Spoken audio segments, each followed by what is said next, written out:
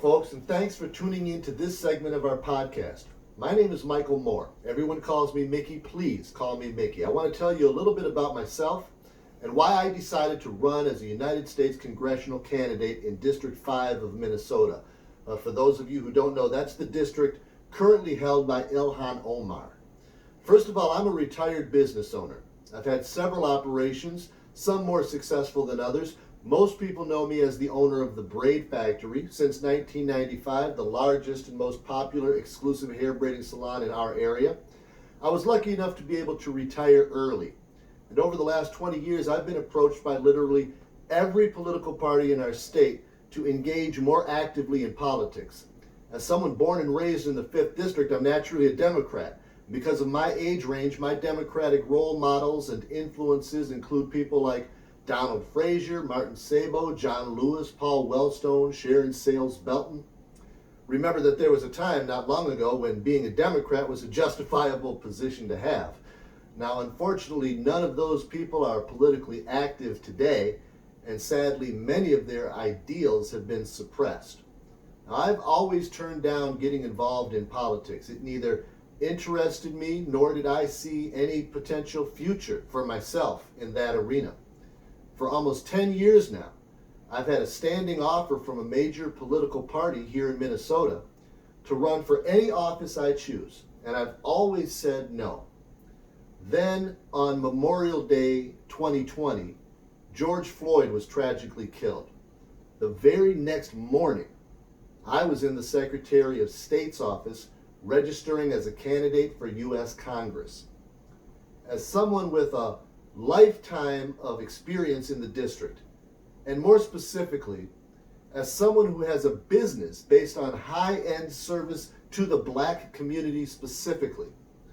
Now let me point out for people not familiar with hair braiding, the Braid Factory has had over 250,000 customers served. Our customers are men, women, children, old people, young people, middle-aged. They could be doctors, nurses, patients, school teachers, students.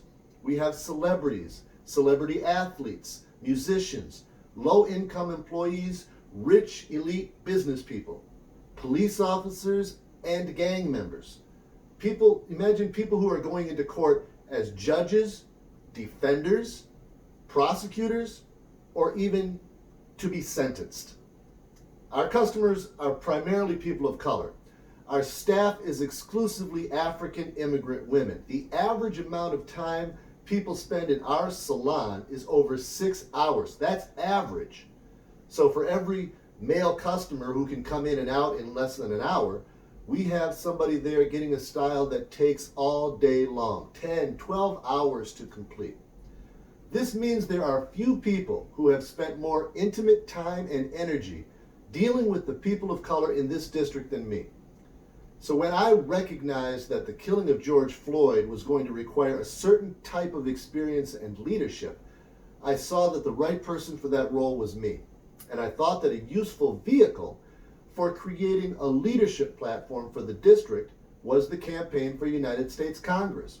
Our current leadership structure and their collective failures in this time of crisis has never been more plain or more costly. And I know that I can do better.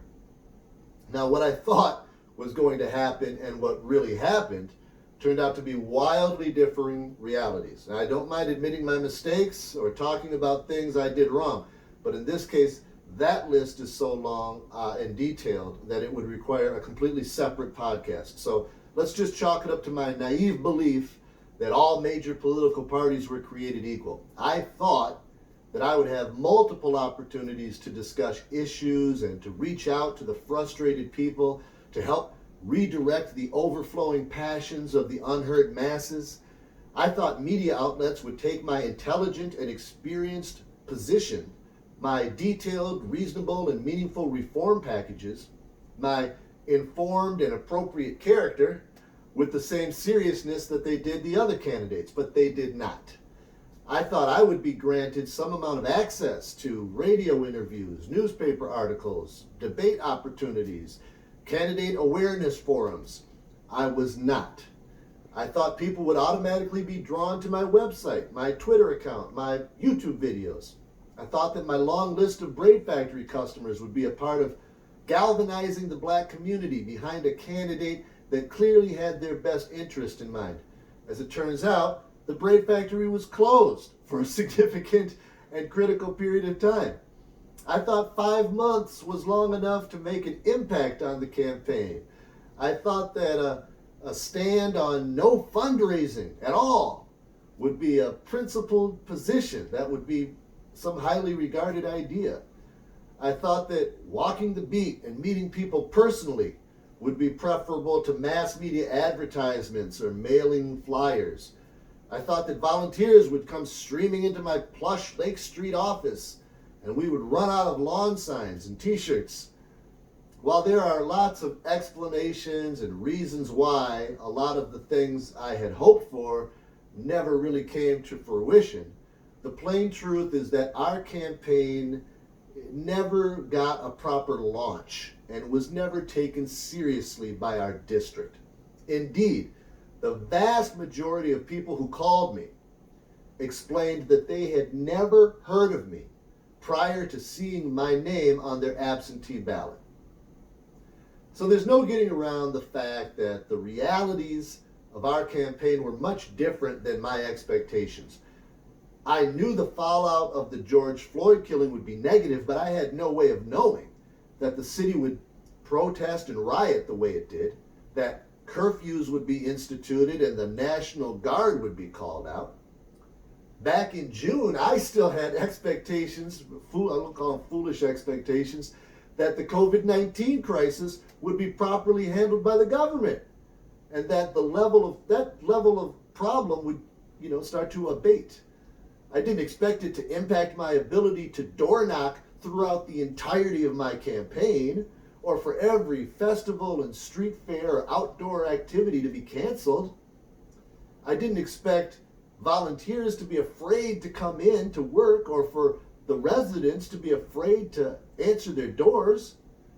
I didn't expect the media to shut out our campaign, completely out of the conversation, and discuss the situation as if it was strictly a two-person race. Frankly, that surprised me more than anything.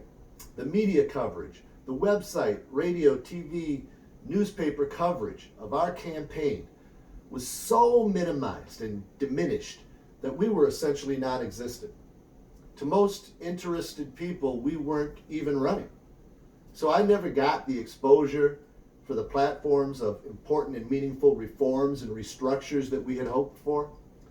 I never got the influence I expected to use to quell the frustrations or refocus the energies of the people in positive directions.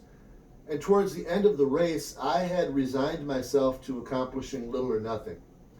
But then came the voting. And starting in early October, I began getting phone calls on a daily basis. First 3 or 4, then 7 or 8, then 15 or 20, then 30, 40 phone calls per day. People who saw my name on their ballot and described themselves to me as lifelong Democrats who vote strictly Democratic ticket all the way down, but couldn't bear voting for Omar. And they were calling to tell me that they looked me up, they got my information, and they wanted to reach out to say how glad they were that I was running, how much they agreed with the points and the issues we were making, how thankful they were that they could exercise their right to vote and feel good about it, which is a unique position. How encouraging they were about our principles and our positions. It was really only then, for the first time, that I suddenly felt compelled not only to run again, but to run in such a way that gave us a chance to actually win. When the final vote totals came out and we had accumulated more third-party votes than any other United States congressional race in the entire country, and a higher percentage of votes in our district than any other third-party congressional candidate had ever received, even after all of our obstacles and setbacks, well, needless to say, I was fully re-inspired. Now we have a real chance, at doing what, as our campaign has explained from the very beginning, is what's truly needed in today's political environment, bringing forward a nonpartisan, unbiased candidate who isn't obligated to any political party, who can feel free to run exclusively on behalf of the people that we represent. In 2018, Ilhan Omar collected 275,000 votes.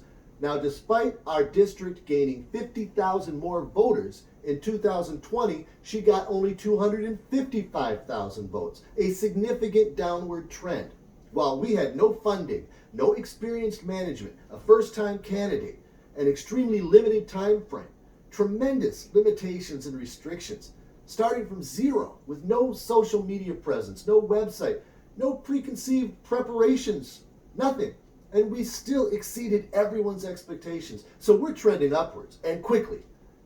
Now we're employing all the opposite tactics, running with the maximum amount of time, running with a huge head start of prepared material and a significant presence.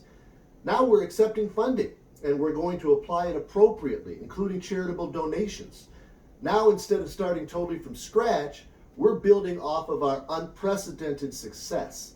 Now we have to be taken seriously.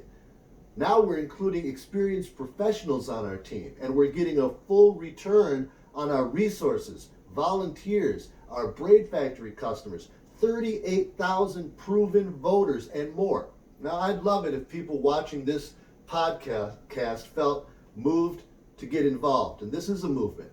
It's a change in thinking, and it's a change in approach. Instead of total gridlock and a blanket refusal to work together, we can make a way forward to compromise and accomplishment. We can shed our partisan politics in exchange for true and accurate representation based on previously forgotten ideals like the common good or doing the right thing. I'm Mickey Moore, and I want to thank you for your attention, your time, and your support. You can contact me anytime, and I appreciate this opportunity to talk to you. Have a great day.